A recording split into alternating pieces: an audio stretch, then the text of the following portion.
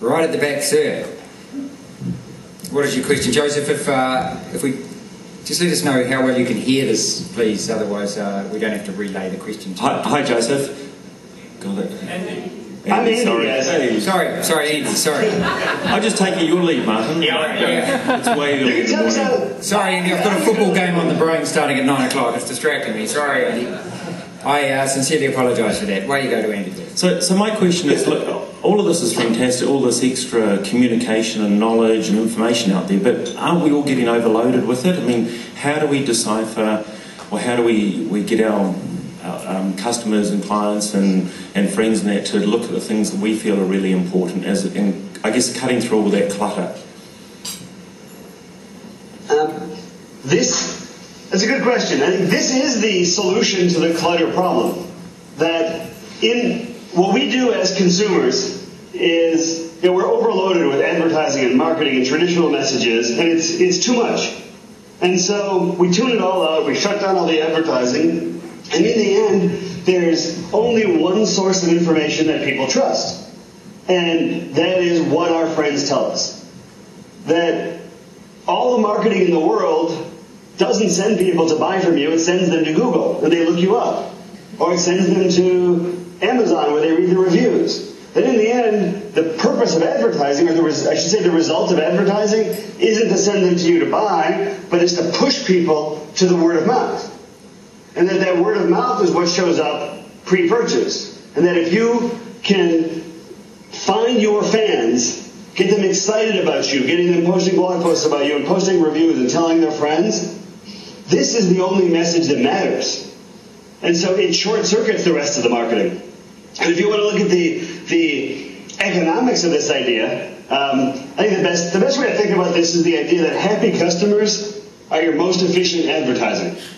Because they tell a lot of people. That, does Zappos.com sell down there? No. Or up there, depending on how you want to turn the globe. So Zappos.com is probably the best word-of-mouth marketing company in the States. And they sell shoes. They're going to sell $1 billion worth of shoes this year, which is an insane idea. And Zappos is incredibly word-of-mouth focused. And they're so good at making their customers happy that they get 75% of their customers for free through word of mouth. Now, in their business, the average cost of customer acquisition is $30.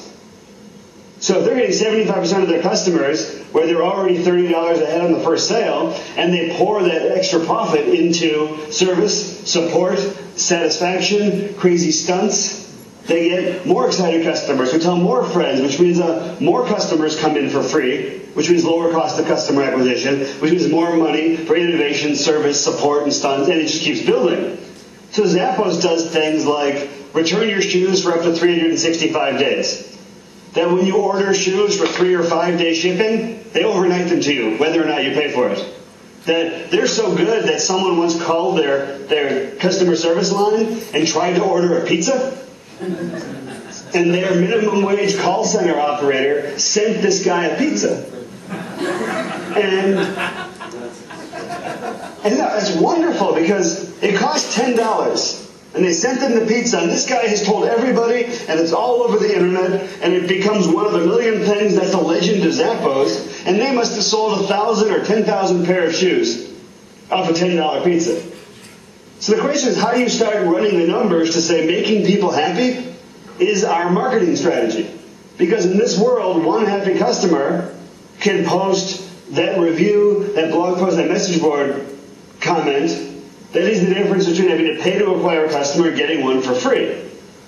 And what this adds up to is the better you are at getting free customer acquisition through word of mouth, the lower your cost of acquisition, which means incredible competitive advantage. And in a market like this, where money is tight, marketing budgets are shrinking, that this is the time to find that army of happy customers who are talking about you for love instead of money. That when they tell their friends to buy from you because they think you're fantastic, this is a sustainable competitive advantage. And when economy turns stronger again and all of your better funded competitors are throwing money at advertising, you're still going to beat them because you're not paying for customers. You've earned their respect and you've earned their recommendation. Did that answer the question? I think so. Who else is out there with a question?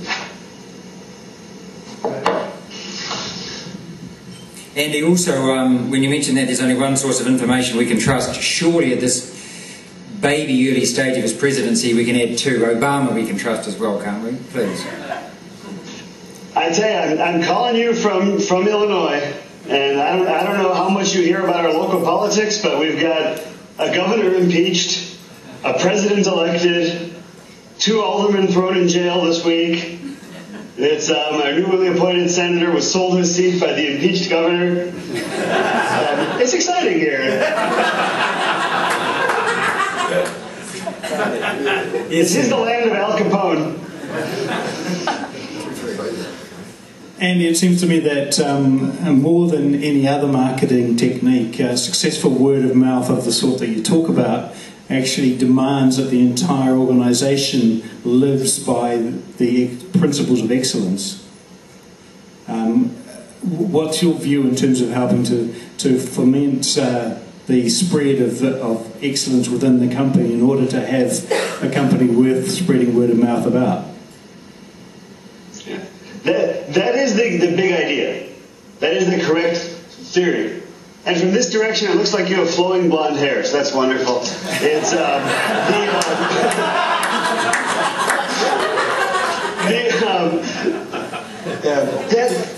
here's the word. Yeah. So word of mouth is about love. That big idea to write down. That word of mouth is about earning the respect and recommendation of your customer. That when they love you, they want to tell their friends. And we all know this. And that means that word of mouth is about long-term product quality, lifetime customer service. It's about every point of contact you have with the customer. And there are 3, and it's hard. I mean, I run an organization called the Blog Council, and you go to blogcouncil.org, which is the heads of word of mouth at Fortune 500 companies. And they're struggling every day with this idea that it's wonderful at PR blogs, but it's customer service problems or product problems that cause the negative.